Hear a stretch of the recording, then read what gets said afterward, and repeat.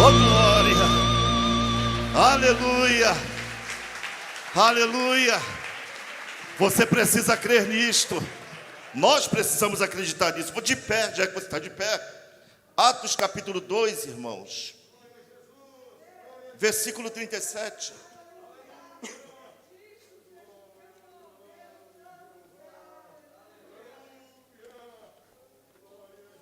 Que diz a palavra de Deus. E ouvindo eles isto, compungiram-se em seu coração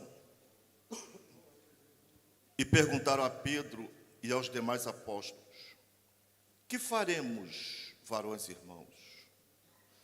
E disse-lhe Pedro: arrependei-vos e cada um de vós seja batizado em nome de Jesus Cristo para perdão dos pecados, e recebereis o dom do Espírito Santo. No versículo 42 diz: e perseveravam na doutrina dos apóstolos, na comunhão, no partir do pão e nas orações. E em toda a alma havia temor, e muitas maravilhas e sinais se fazia pelos apóstolos. E todos os que criam estavam juntos e tinham tudo em comum. Você pode dizer amém? Amém. Pode se assentar, tome teu assento. Irmãos, como já foi dito pelo pastor aqui nesta manhã, que nós estamos aqui, irmãos, diante de Deus para louvarmos e adorarmos o teu santo nome. Nós o louvamos, irmãos, por reconhecermos os teus feitos, tuas maravilhas. Nós o louvamos por reconhecer a nossa dependência total por Deus. Nós o louvamos por tua graça bendita. E nós o adoramos por reconhecer quem Ele é. Ele é o Senhor. Ele é o Deus Todo-Poderoso. Ele é o Deus que faz maravilhas.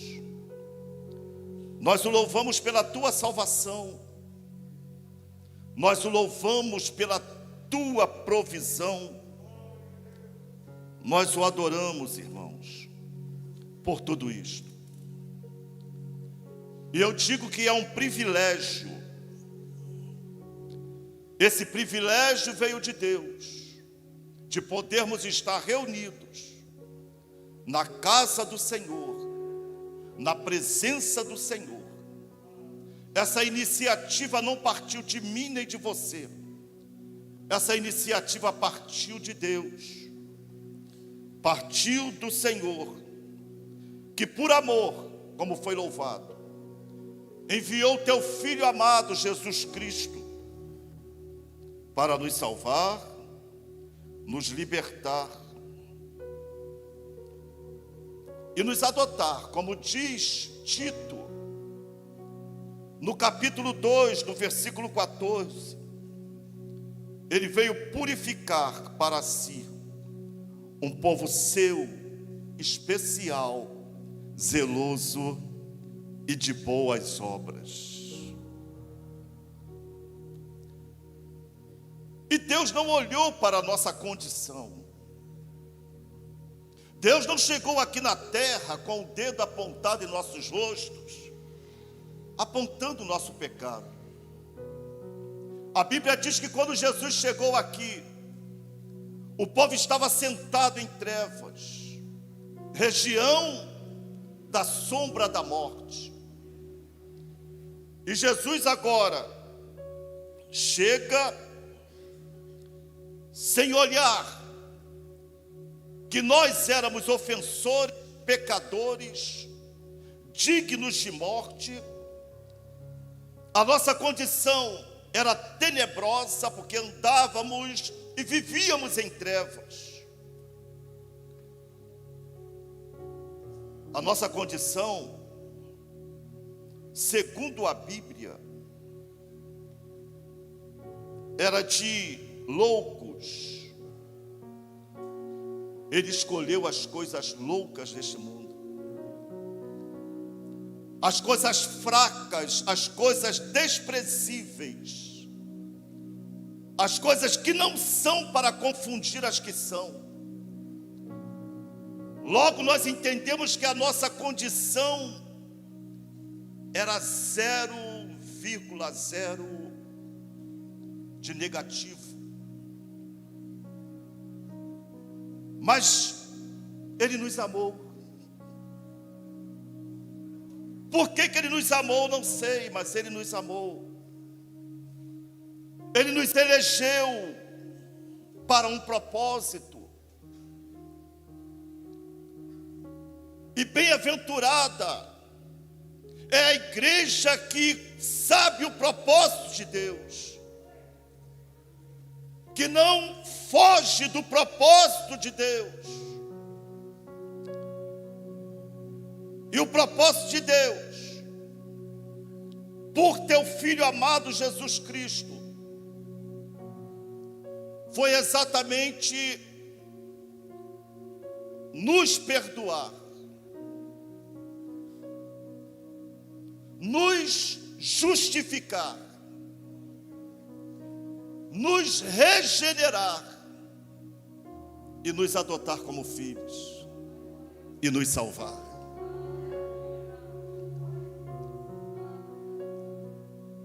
Esse é o processo dos céus. Esta é a proposta do reino dos céus. E tudo isto é pelo Espírito Santo de Deus. Ele nos perdoa, pois Ele, pela palavra de pregação, o Espírito Santo tenta nos convencer do nosso pecado, e pela palavra de pregação, o Espírito Santo nos conduz ao arrependimento. E pelo arrependimento, Jesus perdoa os nossos pecados. E perdoados os nossos pecados, vem o segundo processo. Você já não está mais em condenação, porque pelo sangue de Jesus Cristo, somente pelo sangue de Jesus Cristo, nós somos justificados. O pecado ainda quer, o inferno ainda quer, mas diz a Bíblia que quando nós nos arrependemos, Isaías capítulo 5 diz que Ele vem em volta e nos cerca. Ele coloca teus anjos ao nosso redor. E a palavra de Deus diz que nós passamos a ser propriedade particular do Senhor. Propriedade peculiar de Deus. Sabe o que é isso, meu irmão? No mundo espiritual, o inferno passa. Ele tem que olhar para você e eles identificam: este aí tem dono, este aí não está perdido, este aí não está largado, abandonado. Eles olham e falam: este aí está cercado pelo reino dos céus.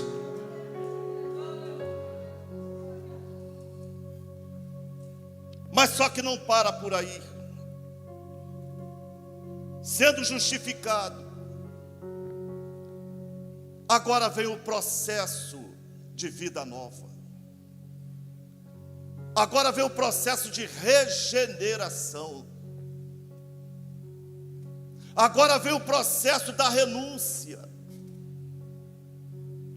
Agora vem o processo de mudança de vida. Porque evangelho, irmãos, quer dizer novidade de vida, boas novas. Eu era, não sou mais. Eu fui, não sou mais. E regeneração é um processo. Processo esse que, segundo o escritor aos Hebreus, no capítulo 12, ele diz que todo aquele que é chamado por filho é corrigido, é disciplinado. Porque que filho há a quem o pai não corrija? E como se dá a correção, irmãos? Foi dito aqui hoje, pelo ensino da palavra de Deus. É por isso que Deus chamou João Batista. Fala: João, vai. Precisa fazer sinais e milagres nenhum, João. Porque sinais e milagres esses povos viram lá no Antigo Testamento, no Egito, e nenhum deles se converteram. Deixa eu falar uma coisa para você aqui, irmão. Não me interprete mal. Sinais e maravilhas não salvam ninguém. Porque os sinais e maravilhas estão condicionados à palavra de Deus. Deixa eu repetir. Os sinais, os milagres, as maravilhas estão condicionadas à palavra de Deus. A palavra de Deus é soberana. Está acima de tudo. Deus abriu o mar vermelho. Deus mandou coluna de fogo, nuvem de dia. Deus mandou maná do céu. Deus fez de tudo, matou o inimigo, matou os egípcios. E de todos aqueles que presenciaram tudo isto, somente 2 creu. Somente 2 se salvou. O resto tudo morreram no deserto. Morreram pela idolatria, pela prostituição, pela avareza. Foram tudo prostrados no deserto. Então nós entendemos que sinais e maravilhas, irmãos, é bom, é maravilhoso, faz parte do reino dos céus. Opa, como faz? É bom demais, irmãos. Uma cura, um milagre, uma porta aberta, mas nada disso substitui a obediência à palavra de Deus. Vai, João. João chega sem beleza, sem formosura, vestindo uma roupa esquisita, se alimentando de maneira exótica, mas pregando: olha, arrependei-vos e convertei-vos, porque é chegado o reino dos céus. E foi algo desafiador, pastores, porque Deus falou: não entra na cidade, você vai pregar lá no deserto. Quem quiser que venha. Quem quiser que venha. Quem se interessar, que venha. Deus nunca correu atrás de ninguém. Nunca, meu irmão. João Batista vai sem aparência, sem riqueza, sem nada. Mas vai com o bem maior que um homem pode ter, que é a minha palavra na tua vida. Diga assim comigo: a palavra de Deus, ela basta. O pastor acabou de falar: o que salva, o que liberta, o que cura é a palavra. E o povo, diz a Bíblia, vinha até João. E João, sem medo de falar a verdade, porque verdade não pode ter medo de falar. A igreja é a coluna e firmeza da verdade. Alguém diz que a verdade dói. Dói nada, dói para quem está em pecado. Dói para quem está em falta.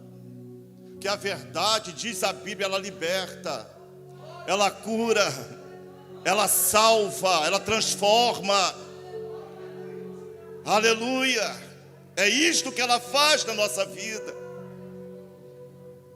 E João pregava.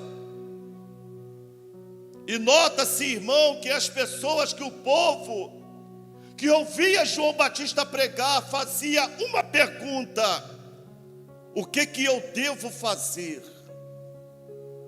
para ser batizado e ter a vida eterna? A pergunta não era o que Deus tem que fazer por mim, não. Porque pregam-se um evangelho hoje, não se generalizando, de que para me aceitar, Deus tem que fazer alguma coisa por mim primeiro. Deus tem que me convencer fazendo algo por mim. E o evangelho verdadeiro nunca foi assim. Porque o próprio Jesus falou: vinde a mim, todos que estão cansados, oprimidos, sobrecarregados, e eu vos aliviarei. E quem não quiser, Jesus, fique por aí mesmo. E se eu não me importar, Senhor, não é problema meu. Se você ver a essência da palavra de Deus, é exatamente assim. Jesus falou: eu vim para aqueles que reconhecem que precisa de um Salvador. E a palavra de Deus, uma das funções principais da palavra de Deus, é fazer a gente enxergar quem nós somos. Pobres pecadores, irmãos. E ela revela que o salário do pecado é a morte. E quando eu entendo que eu estou em pecado e que vou morrer, eu clamo por socorro. Eu busco por um Salvador. Porque só entende que precisa de um Salvador, só entende que precisa ser salvo aquele que entende que está correndo risco de vida. É por isso que o Espírito Santo nos convence do pecado. É como que ele falasse aqui nesta manhã: olha, está correndo risco de vida, vai morrer. Porque o texto áureo da Bíblia diz: porque Deus amou o mundo de tal maneira, porque deu seu Filho único, para que todo aquele que nele não, mas tenha vida. Resumindo, ou você crê, ou você padece. Ou você crê, ou você morre. Mas a nossa natureza humana e coração enganoso não tem deixado muita gente compreender isto. E João Batista pregava: arrependei-vos. E o povo sempre perguntava: o que eu devo fazer, João? E lá em Lucas capítulo 3, a partir do versículo 10, você vai ver João discipulando o povo. Discipulando. Porque lá atrás Salomão escreve em Provérbios 16, versículo 6, que pela misericórdia e pela verdade o homem é purificado do seu pecado. E João pregava, e o povo ouvia os conselhos de João, e o povo se examinava. Eles viam se estavam dispostos a largar o pecado. E quando a palavra dominava o coração deles, eles voltavam até João e falaram: João, eu vim me batizar, João. Tem certeza? Tenho. Aquele que roubava não pode roubar mais, estou disposto. Aquele que mentia não pode mentir mais, eu estou disposto, João. Aquele que fazia isto e aquilo, eu estou disposto, João. E eu olhando essa palavra, essa pergunta, eu pude perceber que o apóstolo Paulo fez a mesma coisa quando Jesus se apresentou para ele: Saulo, Saulo, por que me persegues? E a primeira pergunta que ele faz: quem és, Senhor? Eu sou Jesus. Segunda pergunta: o que queres que eu faça? É uma pergunta de quem não quer errar. É uma pergunta de quem quer chegar no céu. O que eu tenho que fazer? Porque o plano original de Deus não muda. Aí você chega na igreja primitiva, Pedro faz aquele discurso, aquele sermão, e a Bíblia diz que mais de 3.000 almas aceitaram a Jesus. A Bíblia diz que a mensagem que Pedro pregou, eles compungiram-se em seu coração, irmãos. Eles se envergonharam dos teus feitos, porque é exatamente isto que a palavra de Deus causa na gente. É um confronto. A nossa natureza humana diz que está tudo bem, mas a palavra de Deus diz e chega: olha, precisa mudar, precisa renunciar, precisa, aleluia, largar. Eu lembro quando eu aceitei Jesus, há 27 anos atrás, irmãos.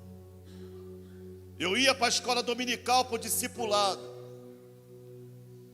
e as primeiras coisas que eles passaram para a gente é tudo que a gente não devia fazer.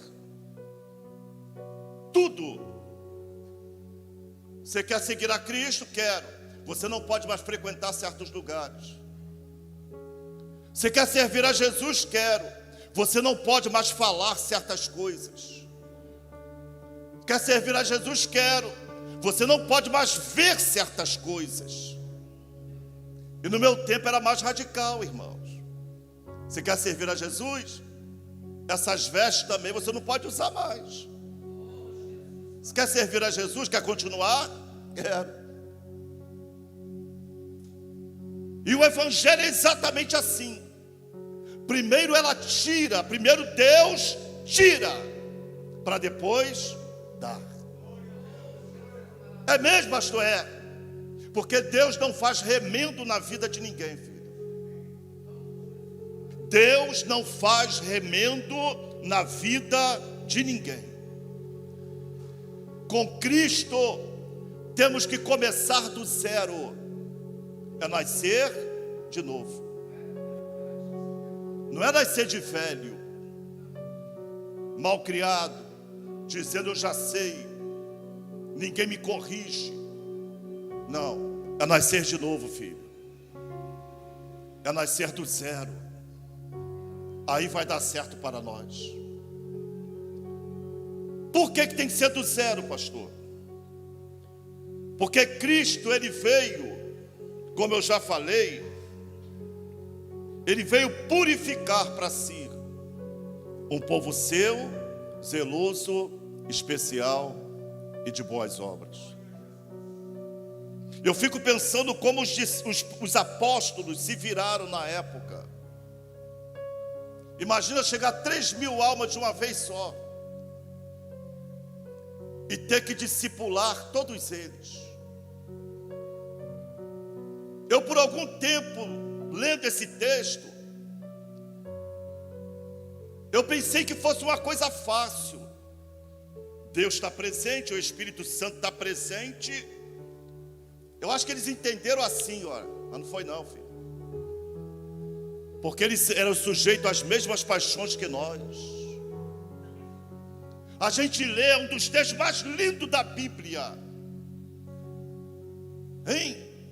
Era um dos textos mais lindos da Bíblia. É quando você lê sobre a igreja primitiva. E se você quer crer, meu irmão, Jesus virá buscar uma igreja modelo dessa aqui, ó. Modelo dessa. O que diz em Atos dos Apóstolos? Diz lá, olha, eles se envergonharam e eles também perguntaram: o que faremos, varões e irmãos? E ele diz: primeiro, se arrependam Segundo, fugir dessa geração perversa. E eu acho lindo aqui embaixo no 42, quando diz: e eles perseveravam na doutrina dos apóstolos. Sabe o que é perseverar, filho? Se esforçavam. Eles se esforçavam, sabe por quê? Porque os costumes do Egito, do mundo, tinha que sair. A malícia tinha que sair. A maldade tinha que sair. Imagina os apóstolos a convencer eles que tem gente na África com fome, que tem missionário em Portugal dependendo da gente. A nossa natureza era egoísta, filho. Era difícil a gente compreender isto. A natureza humana sem Deus, ela é egoísta. É tudo para mim, para minha casa, para minha família. Mas aí chega o Espírito Santo de Deus, dizendo assim: não é assim não, filho. O segredo do reino dos céus não é o segredo do mundo. Dos céus é diferente. A lei do céu diz que melhor coisa é dar do que receber. Porque aquele que dá semente ao que semeia é o mesmo que multiplicará a vossa sementeira. Mas tem coisas da Bíblia que somente crente crer. Somente crente crer.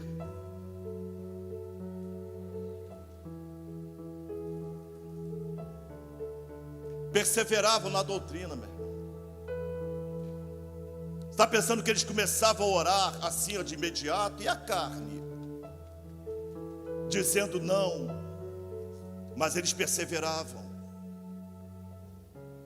Está pensando em obedecer a voz de Deus era fácil? Eu penso que isso durou um tempo para aquela igreja ser disciplinada. Porque o texto diz que eles, todos que criam, estavam juntos e tinham tudo em comum. Como é que isso funcionava, pastor? O mesmo Espírito que convencia um, convencia outro. A mesma verdade que liberta um, liberta o outro. A mesma palavra que regenera um, regenera o outro. O mesmo mal que sai de um, sai do outro. E o que acontece com isto? Aquela natureza original, que lá no Éden, Pai, Filho e Espírito Santo disse: façamos conforme a nossa imagem e semelhança. Deus veio restaurar aquela natureza original lá de trás. Um povo que vive no meio do pecado, mas não se contamina com o pecado. Um povo que habita no corpo pecaminoso, mas o entendimento é transformado. Porque o segredo do ensino da palavra, o foco, o alvo de Deus é renovar o nosso entendimento, filho. Quem nós éramos e o que Deus tem feito pela tua vida. Acabou de ser louvado aqui, ó. Lembrar de onde você veio, aonde que você chegou. Lembra de todos os livramentos que você já passou, ó. Nem era para você estar aqui. Não era. Mas Deus falou assim: este aí vou levantar. E onde colocar a mão eu vou abençoar.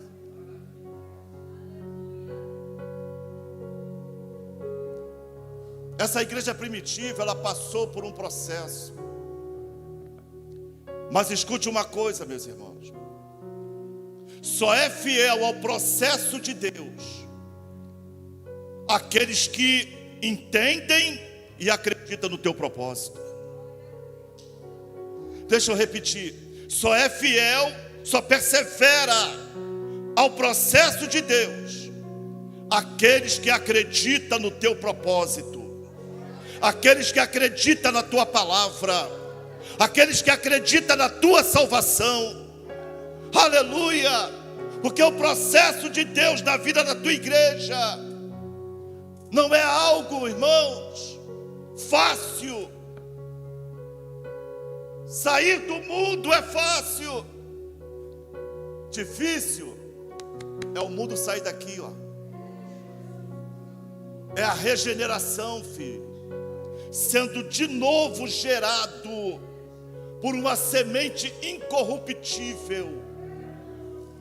Aleluia, pastor, e quem não aceita? Entra pelo atalho. E dizem que atalho é beco sem saída. E quem persevera, fica no caminho, sem olhar para um lado e nem para o outro, olhando para Cristo. Funciona, pastor? Como funciona? Funcionou lá atrás. Imagina Saulo de Tarso. Senhor, vou ter que largar tudo que eu sei. Esquece, Saulo. Esquece. O que você sabe é do mundo. Agora o que você vai receber é do céu. É por isso que ele escreve lá os Colossenses, né? Buscai as coisas do alto, que são eternas. Buscai as coisas dos céus, que permanecem para sempre. Aleluia! A nossa renúncia tem que valer a pena, filho. E o que Deus pede para nós é: renuncie, largue o pecado, largue tudo isto. Para quê, Jesus? Eu tenho uma vida eterna para dar para vocês. Eu tenho uma salvação para dar para vocês. Aleluia! Eu não posso ser enganado pela minha carne, meu irmão.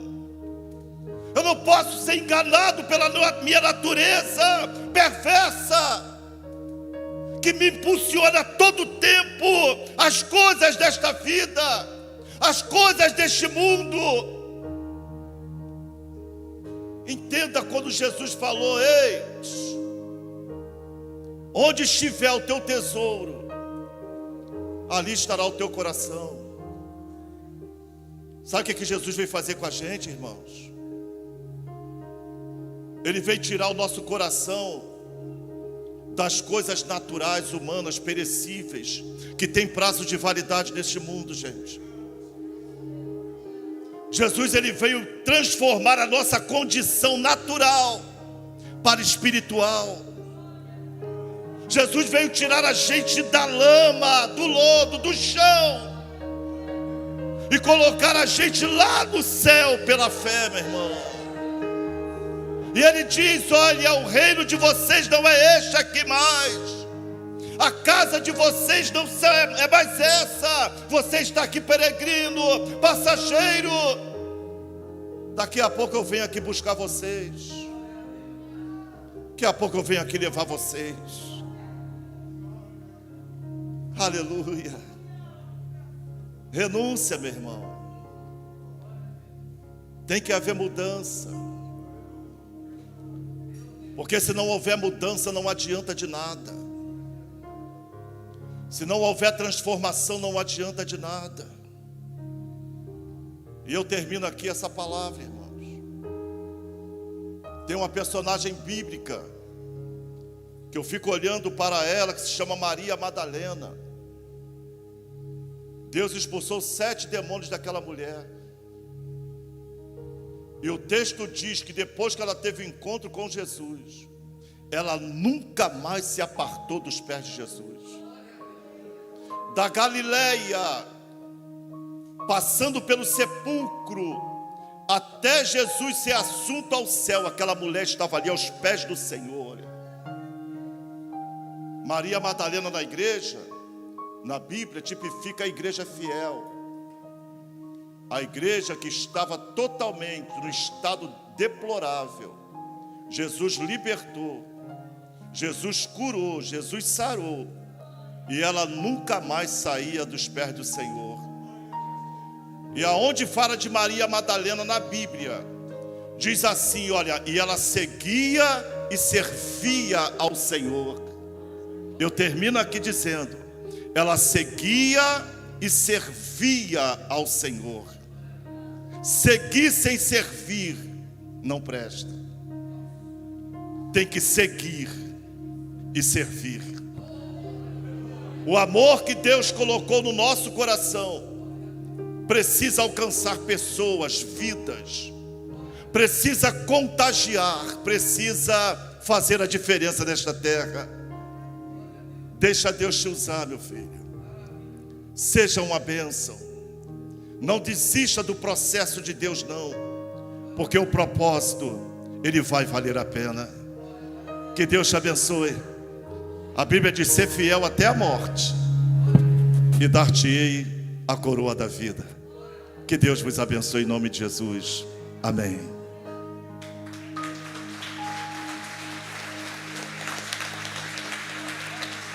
Glória a Jesus.